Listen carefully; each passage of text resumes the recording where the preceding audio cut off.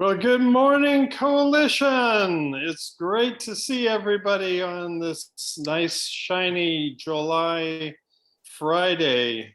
Is it the last Friday in July? No, it's not. We got another Friday, but anyway, it's great to see everybody.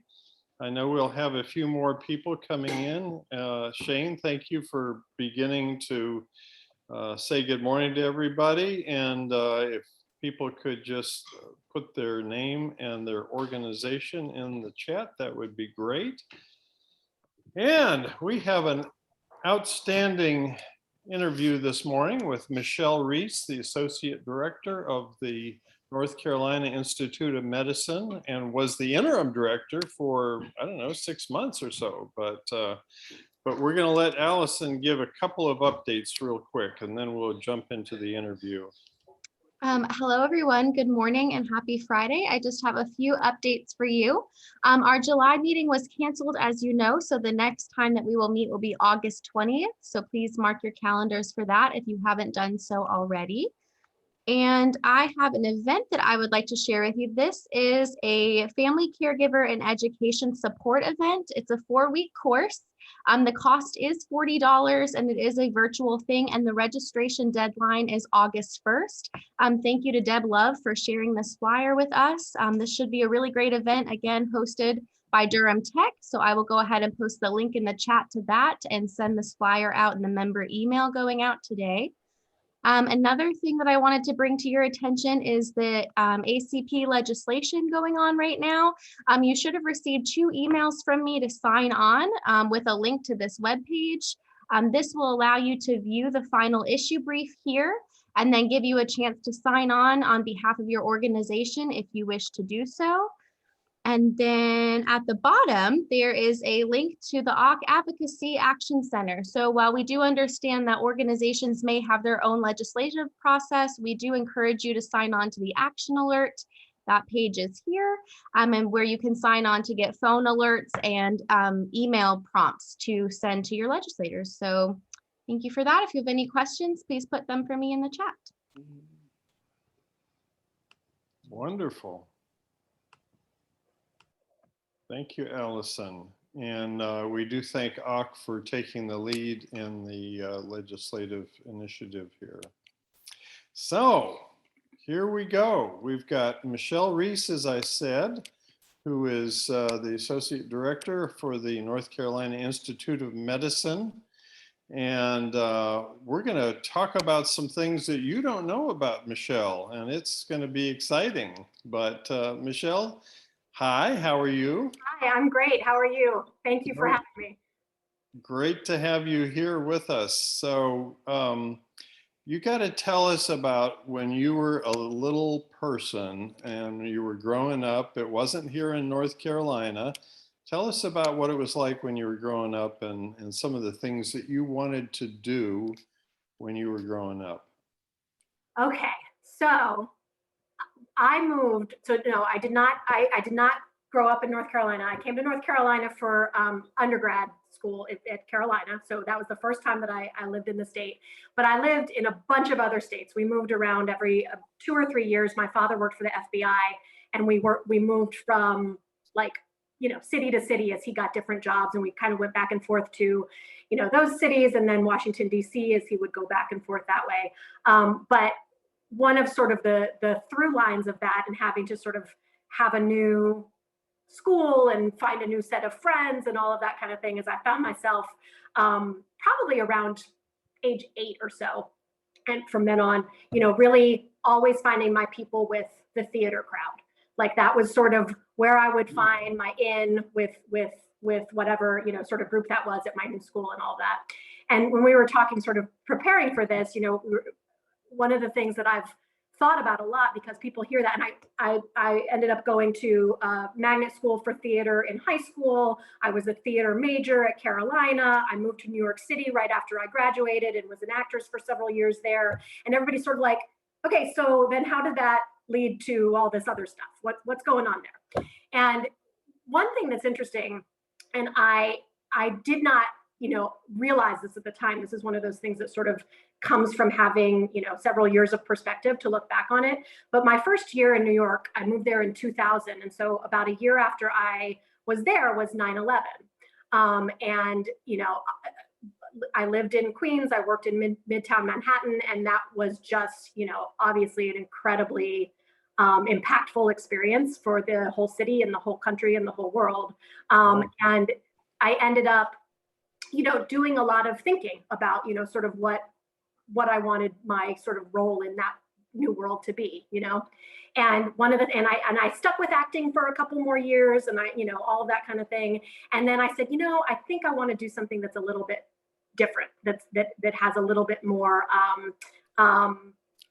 figuring out how we are tackling a lot of these challenges that we were seeing in New York, especially, a lot of the stuff about the air quality and impacting the first responders that were at the World Trade Center and that kind of thing. And all of that sort of just, what is that responsibility of government to take care of folks? What is the responsibility of the health systems to take care of folks? There was just all of that conversation that was going on then. So I ended up going back to school to get my MPH. I stayed in New York to do that. And one of the things that was sort of that through line in that while I was studying was that question of like, what is everybody's role in this? The discussions of social determinants of health. Although I think at the time we were really calling it health disparities, which was, I think, the words have changed since it was social determinants of health, and now it's drivers of health, right? Because we're understanding that determinants, we're not talking about things that are determined. We're talking about things that have influence, and we're trying to figure out how we can, make sure that there's not a determinant, but that we're understanding all of those various factors. And so that was always, something that really interested me. And then again, that question of if we're understanding drivers of health as the environment, so your physical environment, your social environment, that kind of thing, whose responsibility is it to shape that environment? And so that's sort of been that through line question. And then back to the theater thing is understanding all of those experiences, that notion of storytelling and that notion of understanding individuals' experiences and connecting with individuals and communities at that level to understand how all of those things work and how all of those things are making an impact on people's health, which is a very long way to say, like, it didn't seem like it had a connection, but when I look back on it, all of those sorts of interests about how we're connecting with individuals and how we're connecting with their stories and their experiences kind of all has that through line. I worked in the New York City Department of Health for a while in their health media and messaging department. So working with a lot of communities around understanding the various ways that certain health issues were impacting them and how we could shape health promotion campaigns and things like that to be effective on those various issues. My first job out of graduate school was with the Commonwealth Fund in New York. And I worked in their international health policy division. And so we did a lot of cross-comparative research between the United States and other developed nations on their health system. So we looked at access and cost and pharmaceutical policy and health outcomes. And what was, again, the same through line, what was really interesting to me about that was not only looking at all of the numbers and the data and the systems, but understanding how cultural differences in understanding all of those roles of government and individuals and health systems, how we could learn from those cultural differences in terms of understanding different priorities at the community level, at the state level, at the national level. So I did that for several years. My husband and I decided, yeah. Hold on. So when you were in acting, you had an idea that storytelling could be an effective way to share information about a number of things. Yeah. Tell us just a little bit about how that connection happened. That's a great question. So I forgot to mention I was also an anthropology major. So I was a double major in both of those. And so I had that sort of connection about, that community level and, sort of anthropological work too.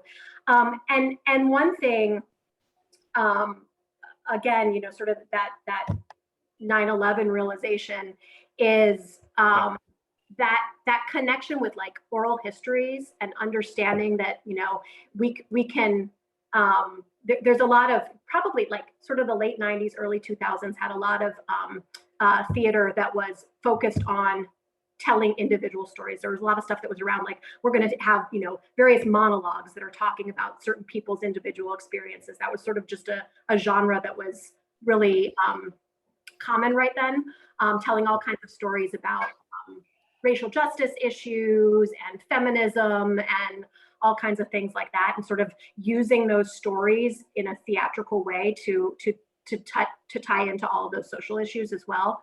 So you're a little bit radical. Yeah, exactly.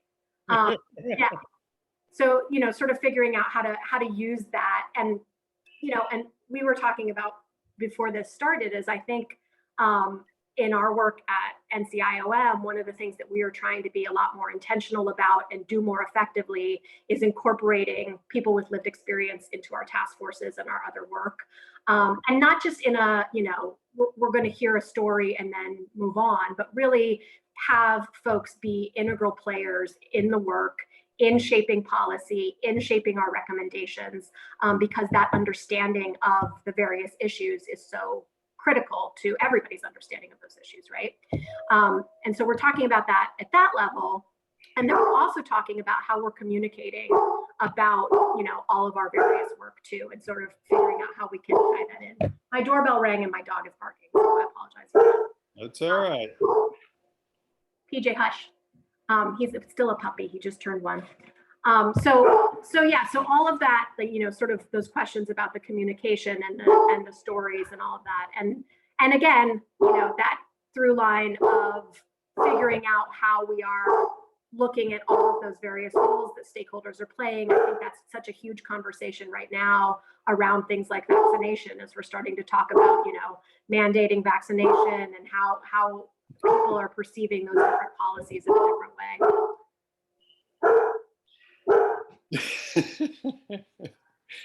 we're all used to it. Now my son is leaving. Bye, Elliot. I'll see you later. He's at musical theater camp this week. All right. So taking after mom. That's right. He's in a production of Legally Blonde Jr.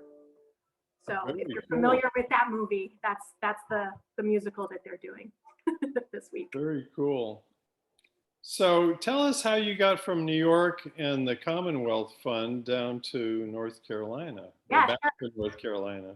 So we had 2 children in New York City, and we sort of realized this apartment is tiny. Oh no, I'm sorry. My dog ran away. I will be right back. I'm sorry about this, David. Okay. Well, welcome to childhood. Yes, childhood era. So meantime, if you have any questions for Michelle when she gets back, you can put them in the chat now, or we can discuss them together as a group. We were just talking about when we started this that Michelle has experienced, as we all have, this transition from working at home to working in the office. They've opened the NCIOM office a day or 2 a week, and the challenges of that. And so I'm sure you all can relate to that. But if you have some questions that you want to, okay, she's back. Sorry. Did the dog come back? And I said, I need to go back. And he said, I got it. So he was dropping our other daughter off. So yeah, speaking of children, right? Yeah, so coming back to North Carolina, we decided that we needed to sort of get back to, my husband's from Kinston, and we wanted to come back to North Carolina and, sort of put down roots here. And we said, well, we're not sure we want to go back to Kinston, but we're going to check out Raleigh. And we did that about 8 years ago. And then that was sort of that same thing where I was looking at, what is the position that can help me learn about the state? Because I was not familiar with state health policy really overall, and especially not North Carolina specific policy. And feel very lucky to have discovered the North Carolina Institute of Medicine, because I could not have asked for a better organization to help me learn about kind of all various issues. So we landed here about 8 years ago. And I started at the Institute as a project director. So doing a lot of project management, developing task forces, working to manage those projects, and then moved into the associate director role a little over a year ago. And that's been exciting too, because I've been able to, sort of do a lot more kind of strategic organizational work, development kind of stuff and that kind of thing. So it's been just a great move to be able to tackle that side of the work as well. Yeah, and you've steadily moved up and done some amazing things. A few years ago, you got this idea, I think it was your idea, but maybe you and Adam both, about developing this legislative fellows program. That's right. Yeah, so this is a program that we call our Legislative Health Policy Fellows Program. And we actually got the idea from a few different other states that do similar things. So Georgia has one that has been around for a long time. South Carolina Institute of Medicine and Public Health does this. And basically what we do is we work about every other year with a class of legislators. We have about 15 to 20 legislators who sign up for the program, and we do health policy school for them. And it comes from, we understand that healthcare is such a huge part of our state economy and such a huge part of our state's budget. And new legislators come into the General Assembly with a very wide range of experience with healthcare and wide range of understanding. And we don't come to that with any judgment. I mean, we understand that everybody comes from lots of different backgrounds, but we want to be able to serve the General Assembly in our role to help them understand all of these various issues. So we basically do 3 full days of classes for them, where we do an overview of the healthcare system in North Carolina, the public system, the private system. We talk about what is Medicaid, who does it serve, how much does it cost, what does it cover.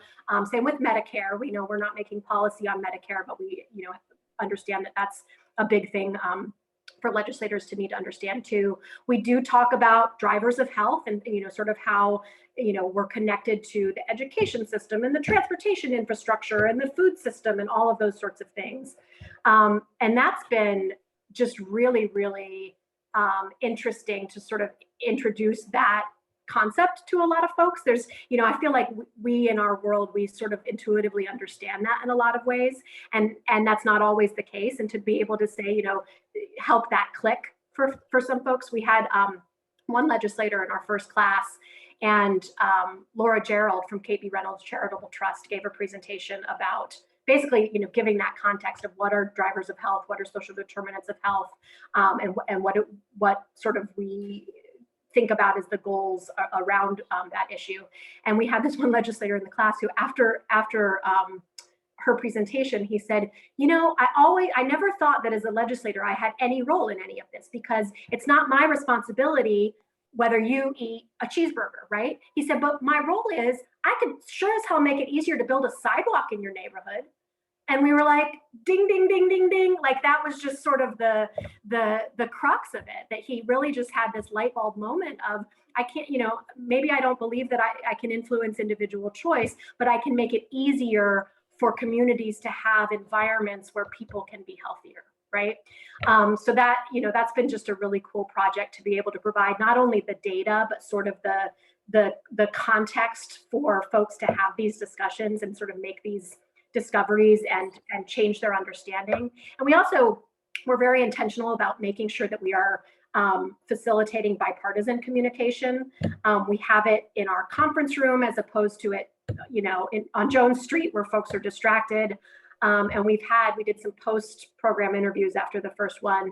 And I had a couple of legislators who said to me, you know what, I get in the elevator and I can't even say hello to somebody from another party, just in case somebody sees me doing that. But in your program, I can sit down over lunch and talk about our kids and talk about, the areas where we do have common, thoughts and common interests and things like that. And that helps build those relationships across the aisle. Yeah. That's been really satisfying to see that develop as well. I'm sure it has. And you've had 2 classes now or 3? We've finished 2 full classes. We have our 3rd one that is starting in October of this year. Started. So Yeah. There's a couple of questions in the chat that are related to that. Mary Lou at Vidant is asking, what are the chances that you could do something like that for members of the coalition? And then Maricet is saying sort of a similar thing. Is the Legislative Fellows Program open to organizational stakeholders? I think I know the answer to that, but you know, and then additionally, relate how your background in acting and in theater and so forth relates to what you're doing in that. Oh, okay. So first of all, the legislative program is open to legislators only right now. We are exploring some different fundraising and development strategies to try and see how we can expand that program to offer it to more stakeholders. One of the things that we've been talking about is we've had partners like in other state agencies, for instance, like we work with people at DPI who say, oh, I would really love to hear more about, you know, Medicaid, because that would be really relevant to understanding, you know, some of my work too. And so we are trying to figure out, you know, sort of our structure, and our funding structure is, you know, we fund one specific program. So we've been talking a lot as we're doing some strategic planning under our new leadership is, you know, how we can expand that program to different kinds of stakeholders. So stay tuned. We are, you know, hoping that will be something that we can develop in the future. In terms of the acting connection, I don't know for sure, like about that connection for that that particular program. I don't know. I'll have to give some thought to that, David.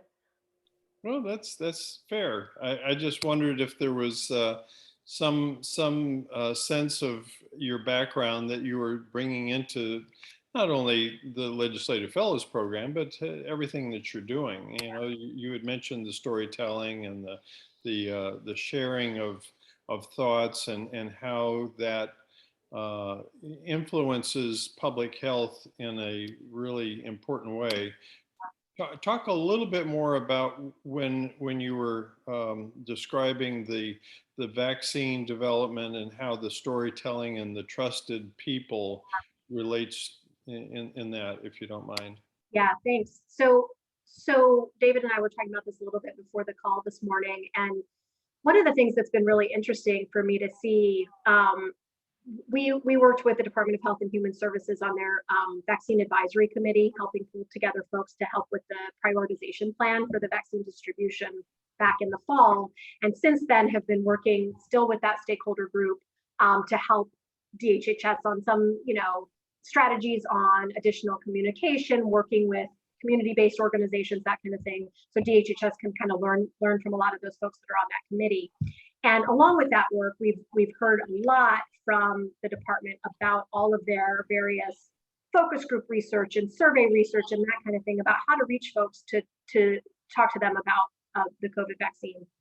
And I think one of the things that's coming out now that we're past sort of that you know, time of scarcity in the vaccine, where that was, you know, trying to figure out who got it first and all that, is now we're talking about, you know, how are we talking to folks about the need to get it.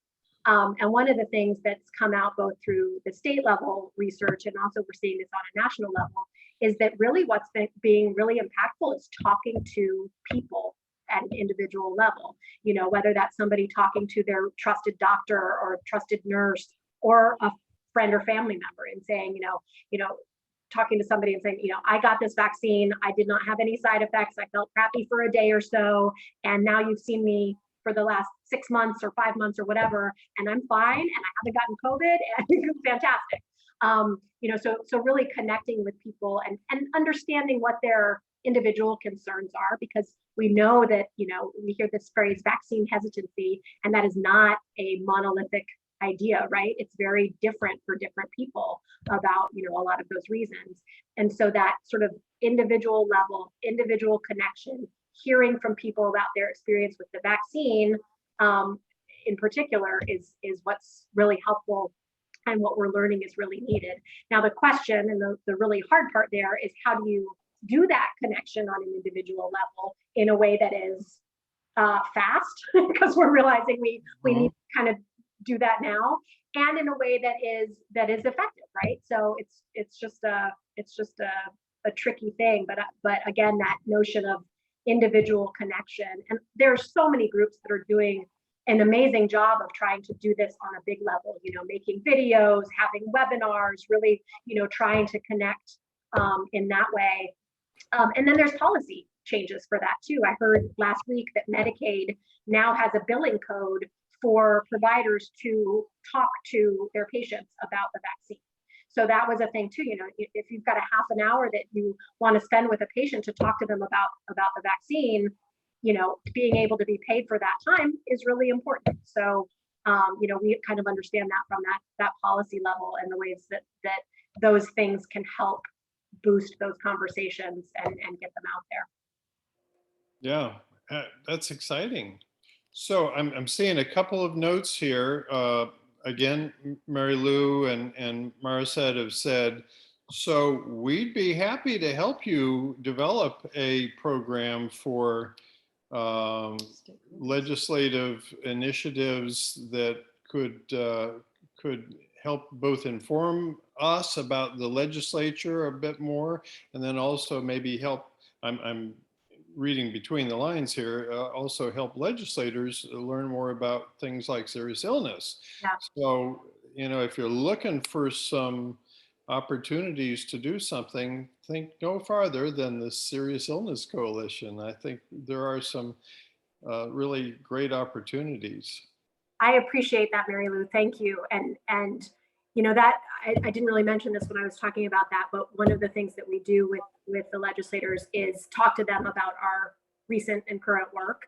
So we bring them the recommendations, and then we also count on the alumni from the program to talk to them about all of the various work, and we bring them in. I think we did a session for them on these recommendations last summer, a couple months after everything came out, and so we try to provide we not only do the 3-day class, but then try to have additional sort of exclusive content and exclusive connections that we could try to make, because again, we want to make sure that that the General Assembly is getting the information that they need and talking to the right people. So we try to facilitate those connections too. Yeah.